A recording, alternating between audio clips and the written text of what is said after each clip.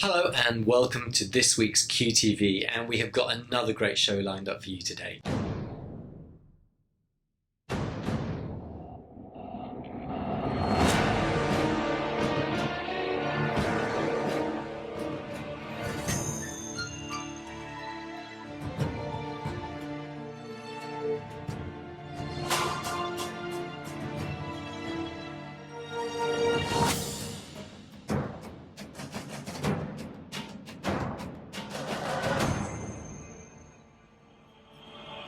We'll be chatting with newly minted Thorne Harbour Health Life member Luke Gallagher and hearing about his success in show business. We'll head over to the Malvern Town Hall for a night of pride raising funds for the Pride Centre. Tristan Meecham talks about the challenges of getting old and a fabulous event he organises, the Coming Back Out Ball. And our Moment in Time series takes a look back at the Gay Lib Picnic back from the 1970s, which was a real front-runner to the modern Pride movement. My name's Luke Gallagher, and I don't even know what number this is. Somebody asked me today what number World AIDS Day memorial ceremony was this for me. I believe it's over 10 years. I think it might be 11 years. I've hosted and I guess emceed, more than hosted, the World AIDS Day Memorial Vigil. It's always an incredibly moving day, and I go into those days remembering friends that I've lost. I was honoured just at the last memorial to be made a life member. This year we'd like to give a life membership to Luke Gallagher.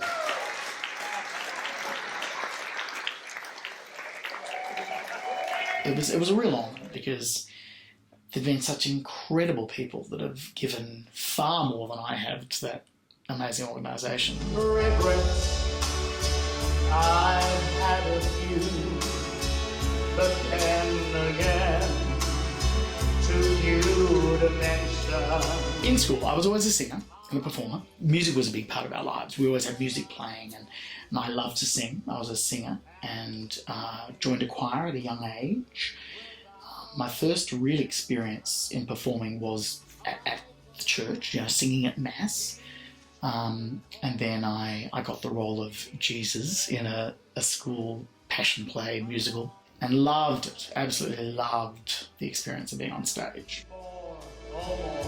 Much more than this, I did it my way. My mum gave birth to me in the local Catholic hospital with the nuns attending to her, and the name on the door of her private room was St. Luke the Evangelist. So that's how I got my name. I was named after a door. I was youngest of 6, so I was the surprise. Some say mistake, I say surprise. There were 3 boys, 3 girls. It's the Brady Bunch without the mixed family. We're all of the same parentage. Very Catholic family. Wonderful, very supportive parents who supported us all incredibly. There was very little controlling of sort of our destiny or what was expected of us.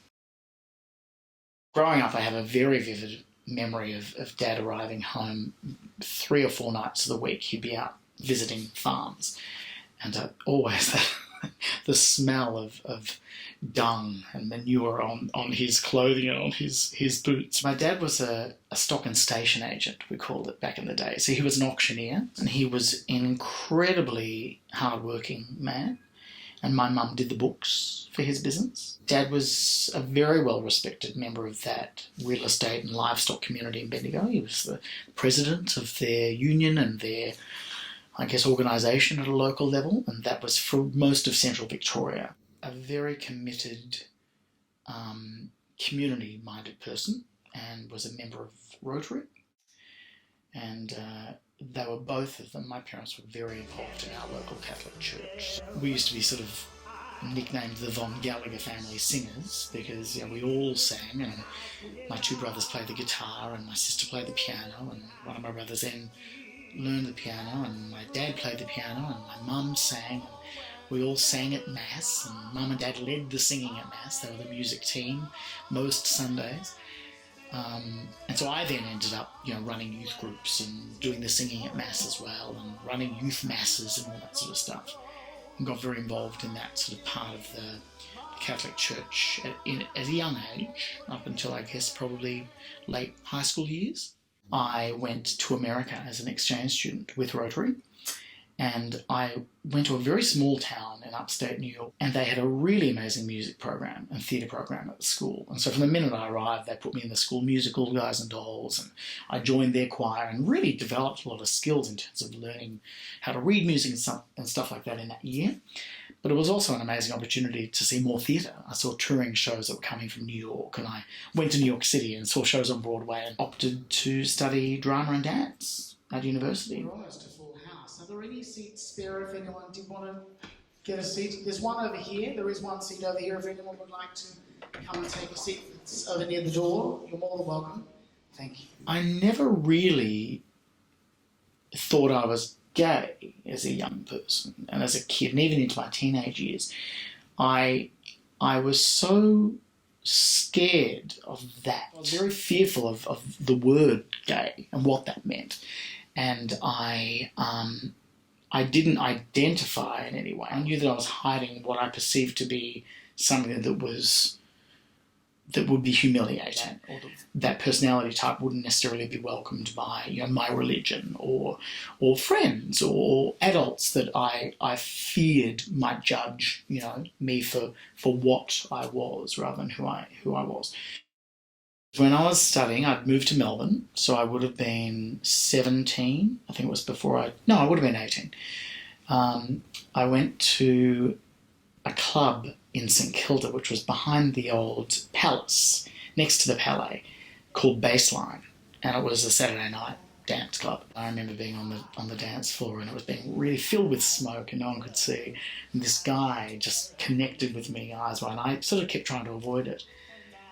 And then I felt like there was enough smoke, and I thought, oh, to hell with it, let's just go there. And I ended up kissing this guy in the middle of the dance floor. And we hung there for quite a while, and of course by this stage clearly the smoke had dissipated, but I was no longer aware I was in this bubble. And then my friend Liz ended up sort of over my shoulder, and I remember sort of looking. she'd seen me, she'd spotted me, she'd caught me, and I'm like, Liz, and she goes, I've never seen you look more alive. First big sort of professional gig, I was offered a role with the Victoria State Opera, touring opera to schools, which was hilarious because I'm really not an opera singer. But I'd studied classically, and I was kind of a musical theatre singer, cleverly disguised as an opera singer. And it was theatre and education. We went daily to schools all over Melbourne and Victoria. I got a phone call from the former director of my show at the opera, and she and her partner were booked to run a big event for the Melbourne Queer Film and Video Festival at that time. And they were given the opportunity to do the opening night at the festival. And then they realised it was going to clash with another gig that they had or some travel that they had. So they called and they said, look, we've put your name forward. Big success. And that was a really lovely way to begin my relationship with Melbourne Queer Film Festival. Applied for a job at the Also Foundation, and I started promoting the dance parties that existed at that time down at Shed 14. One thing sort of led to another. I was doing a lot in the community. I met Kay Sarah, and we became good friends, and we started doing shows together, cabaret shows together. Became very involved in Melbourne's queer community and was performing a lot, was doing a lot of MC work, started hosting the main stage for Midsummer. Kept doing my own cabaret with a group that I created in 1998 as well, called Friends of Barbara, which was a Barbra Streisand tribute group, 3 gay men and a baby grand piano. And then in more recent times, I started working with Dolly Diamond, and we started doing shows together. Would you welcome to the stage my very, very dear friend, the wonderful Dolly Diamond. And through it all, when there was doubt. These days, I work as a creative producer. I work for a commercial theatre and event production company based in Melbourne. I get to do everything from main stage Broadway musicals to children's entertainment to running events that tour the world. I'm very lucky. I have an incredible partner, Ash, who's a scientist. So we're very different, but he and I are both workaholics. So in some ways we complement each other. He is loved, adored by my family. Oh no, Oh no, not us. We did it her way.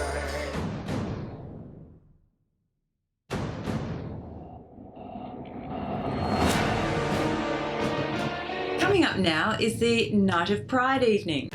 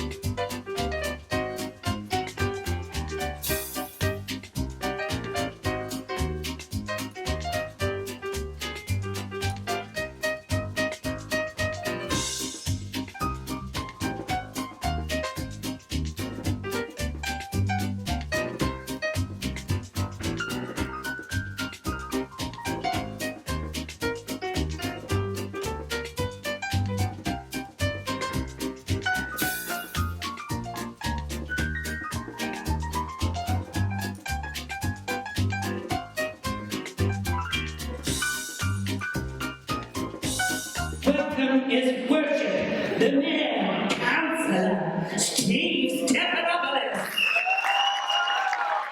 Good evening and welcome to this beautiful and historic Melbourne Town Hall, to our 2019 mayoral charity fundraiser for the Victorian Pride Centre Theatre. We have the highest number of same-sex couples in the state living in the city of Stonyton. Open your web browser and type the following: www.pridebids, that's pridebids.com. Have a look at the wonderful prizes on offer, and don't forget the most important thing to do tonight is to outbid your friend who might be sitting across the room from you. Your challenge, folks, is to raise a six-figure sum tonight. That is your challenge. It's all about raising money for the Victorian Pride Centre's theatre, and as Australia's first and only same-sex married mayor, it was important for me to highlight that and support our LGBTIQ community in Victoria and the city of Stonyton. One of the key parts of the building that will be a real hub of the building is the theaterette. On a daily basis, we'll go from maybe Pilates in the morning to cabaret at night. It's going to be a really amazing place, the Pride Centre, and the theaterette will be a real hub. You know, it's Australia's only Pride Centre, but you know, it's Asia Pacific as well. So I've got great plans for making sure we connect everything we do, we send it out to the world, and we'll instantly become part of the global network of Pride Centres.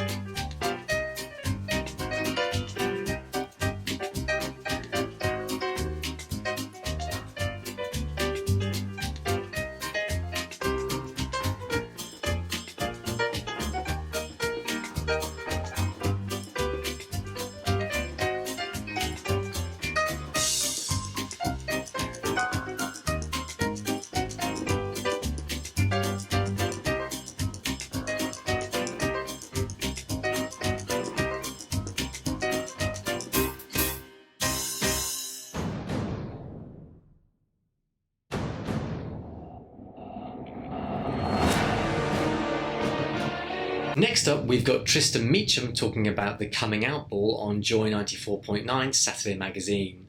And then after that, we're going to take a look at the Gay Lib Picnic, which was in the Botanical Gardens back in the 70s. The Coming Back Out Ball has been running for 3 years now in Melbourne. It's been we only thought it would happen once in 2017. So it's become a regular fixture. Let's not get too ahead of ourselves. We just need to get this one going. Yeah, but it's been an annual event, which has been really fantastic, actually. The project's really been inspired about a cultural event being able to unite the community and really celebrate our elders, those that have led the way, for paving all the way for privileges that we've inherited, but also acknowledging that a lot of people in their older age come out later in life, experience social isolation, are not feeling connected with the community, and we know that the arts and culture has a great way of being able to unite people. So every year we've done it at the Melbourne Town Hall. The first year was hosted by the wonderful, fabulous Robin Archer with a wonderful selection of performers. This year we've changed it a little bit, and it's now an afternoon event. Is that because people can't stay up Look, late? I think it's look at me too as well. I'd rather be in bed at 7 o'clock as well. Yeah. So it actually is win-win for everyone. It's just a new form as well. The thing that's really exciting and unique about this year is that we're partnering with the Bark Project, which is an amazing cultural initiative that's taking a place across the world. Yo-Yo Ma, the amazing international cellist, is performing this year at the Coming Back Out Salon. We sort of think of it as a suite of projects that are really about celebrating elders and making sure that culture is really at the forefront of celebrating visibility for our elder community as well. So it will be, the Coming Back Out Ball will take place in in Glasgow next year in June. Wow. And already throughout Scotland, they're doing the LGBTI Elders Dance Club. So that's happening all over Scotland. We could go to that. Yeah, exactly. We could do some dancing. To Glasgow? Yeah, I could wear my kilt even though I'm Irish, and you could wear your little Greek. I don't have one. I don't. Let me have know. a We'll book skirt. you in on the. I think it'll be. We'll book you in on the table. That'll be great to have you both there in those cultural celebrations of various form. I'd love that. How did you get involved in this work? And where's your personal connection here? Because you're a young man. Oh, youngish. I'm getting older. Well, compared to us. Well, I think it was really about acknowledging that, there was a lot of research that had come out. I actually, a number of years ago, went to the first LGBTI Ageing and Aged Care conference that was run by Val's LGBTI Ageing. And I really was sort of completely inspired, but also a little bit shocked by the revelations that were coming out of the discussions there. And I've always been also really, really impressed by a UK arts company called Ducky. I'm not sure if you've heard of them, but if you haven't, you really need to check them out. Every year, every Saturday for the last 30 years, they've been performing at the Royal Vauxhall Tavern in London. It's a queer cabaret that's been going on and on and on. But what they actually do now is these wonderful socially engaged art clubs. One of them's called the Posh Club, which is a dance club for swanky seniors in their 60s, 70s and 80s. And obviously dealing with the sort of significant class inequity that happens obviously in the UK as well. So some of these sort of influences were really inspiring. I saw what regular sort of connection through community and culture was able to do over a long period of time. And then also reading all of the information that had come out of the conference in terms of social isolation, in terms of the fact that that's even more acute for LGBTI elders. The closeting of elders obviously in aged care homes was something that I was completely shocked. And the research maker is in fact showing that people are driven back into the closet as they age, of fear of being discriminated against through mainstream services. Cass and I were actually talking about this the other day about we were a dedicated aged care facility for LGBTIQ folk, and many attempts have sort of been made, but I'm not aware of there being. I know a lot of organisations are trying to incorporate some of those principles. I think, Macca, there are many existing mainstream aged care services that have actually done that and have developed great policies and training programs and, very inclusive. But I'm yet to see a dedicated LGBTI residential aged care service. And I think that's because there's probably not enough people to make it viable yet. You reckon? I do. Oh, I think there's a gap in the market. I'd love to go to one of those. I think that would be great. Yeah. And Tass and I... Well, if there was, we would have a service by now. There would be a private operator out there who would be running a service, and I haven't seen one yet. I did read a report that there may be one that's just established in Queensland, actually. Yeah. Well, it's actually not being established. Right. They're considering establishing it. I beg your pardon. Yeah, right. By the time they get one done, Tass, we'll be right. We'll be able to... we'll get our name well, on the list. I'm hoping, Macca, that by the time you and I need residential aged care, we would be very happy to be included, yes, and able to be who we are in a mainstream service. And I guess some of the things that we're thinking about is not everyone will be going into aged care, residential care as well. So what do we do for the community, and how do we contribute in that way to make sure that we can still have fabulous events that actually consider connection and engage and make people feel valued and continue to engage and.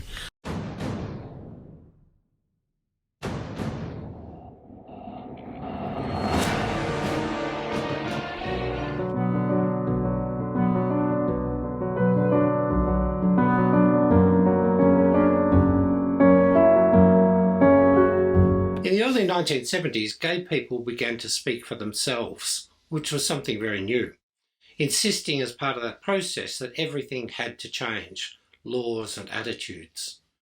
One of the ways in which they fought for this change was through visibility, by being seen and by being seen to be the kind of people that ought to have equality in our society.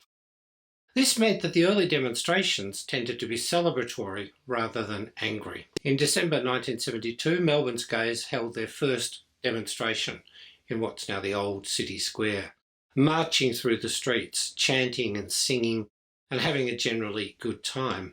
In 1973, we were ready for our first nationally coordinated week of activities, known as Gay Pride Week, and celebrated in a number of cities around Australia. In Melbourne, there were graffiti paint-ups, a dance, a talk to high school students, an evening for parents of gays. The dance attracted 250 people, but the event that everyone remembers about that week was a picnic at the Botanical Gardens, which attracted 150 women and men in roughly equal numbers. The picnic, in keeping with the times, was big and bold and splashy, and it was intended to be an opportunity to blow a few straight minds, as they said at the time. There were people in radical drag, there were couples walking hand in hand through the parks, and there was a game of drop the hanky which really caught the attention of people. Amongst others, it caught the attention of a security guard who wandered over to see what was going on. He solemnly assured those there that there was no games allowed in the park. People pointed out the obvious fact, which is there were kids playing games all over the place. He announced that he would decide what was a game and what wasn't, and a voice down the back muttered, "I'm game if you're game." People continued to argue, although actually in a fairly good-humoured kind of manner. There were threats of arrests uttered by the security guy, and he solemnly announced at one point that he wasn't playing games anymore. Eventually things settled down, people resumed to their picnic, their eating, their playing of games, and to entertaining the crowd nearby, who mostly seemed fairly good-humoured about the whole thing. From the reaction of the crowd, which was generally fairly good-natured, it seemed like the point of all this, which was to bring gay liberation to public attention in a non-threatening kind of way, they had succeeded very greatly. My goodness, haven't we come a long way from being shut down by police for just trying to have a good time, to more recently 200 police officers supporting us openly in our Gay Pride March. Isn't that wonderful? Such a massive move forward, Tess. It is. It's a wonderful thing to see. That's all from us tonight. We hope you've enjoyed the show as much as we've enjoyed bringing it to you. Stay tuned next week for another fabulous episode of QTV. Bye for now. Bye for now.